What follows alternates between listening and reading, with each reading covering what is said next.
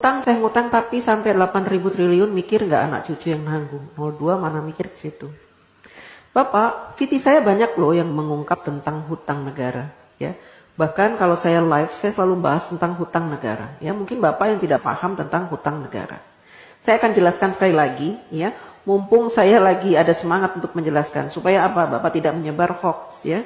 Bapak tidak berpikiran jahat terhadap pemerintah, ya. Supaya juga menambah pengetahuan Bapak tentang hutang negara. Ya, mudah-mudahan saja penjelasan saya nanti membuat Bapak agak terbuka matanya, kupingnya, ya, pikirannya, wawasannya. Jadi begini Pak, hutang negara, setiap negara ingin mengajukan hutang kepada IMF atau World Bank, gitu ya, atau kepada negara-negara lain, gitu ya, kepada negara-negara yang mau memberikan hutang, maka harus disepakati oleh wakil-wakil Bapak. Di mana? Di DPR RI. Ya. Bentuk negara kita memang mempunyai aturan seperti itu. Presiden tidak bisa memutuskan segala sesuatunya, apalagi perkara hutang sendirian. Jadi harus dinegosiasikan dengan DPR. Dan DPR punya peraturan bahwa negara tidak boleh berhutang, ya, yang mana pembayarannya, cicilannya itu melebihi 60% dari penghasilan negara. Ya. Nah, saat ini sejak Bapak Jokowi menjadi presiden, hutang negara kita itu tidak lebih dari 35%. Artinya jauh di bawah batas maksimal berhutang yang ditentukan oleh DPR RI, yaitu 60%. Artinya apa? Kita masih berada di ambang aman. Ya. Dan saat ini Indonesia terkenal sebagai negara yang hutangnya sedikit.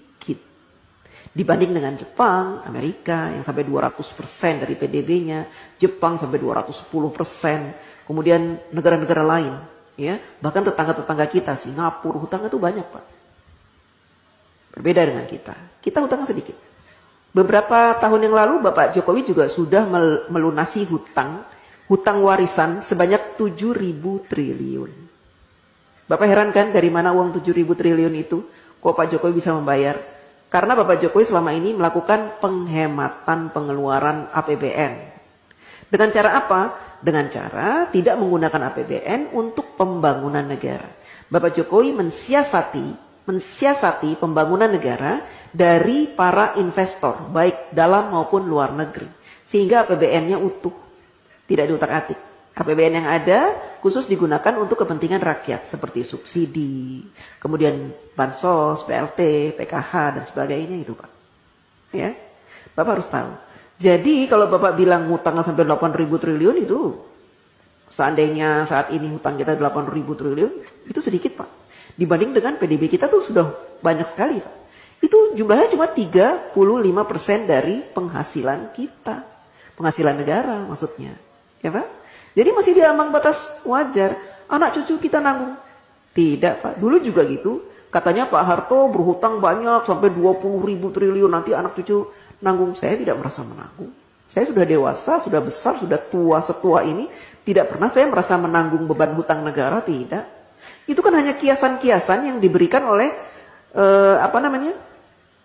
orang-orang yang membenci pemerintah. Ya, jadi mereka membuat rumor-rumor seperti itu. Supaya apa? Supaya kita membenci pemerintah. Kan gitu. Kita awam, orang awam, tidak pernah diberikan pemahaman tentang hutang negara. Sehingga yang ada di pikiran kita, hutang, negara berhutang, nanti anak cucu kita akan membayar. Tidak Pak.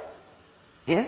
Selama pemerintahan itu baik, memberikan kesejahteraan kepada kita, memberikan gaji UMR yang pantas, ya, kemudian memberikan peluang-peluang untuk usaha, sehingga kita punya penghasilan setiap bulan, dan memberikan lowongan-lowongan pekerjaan yang sangat banyak, maka kita tidak terbebani oleh hutang negara Pak.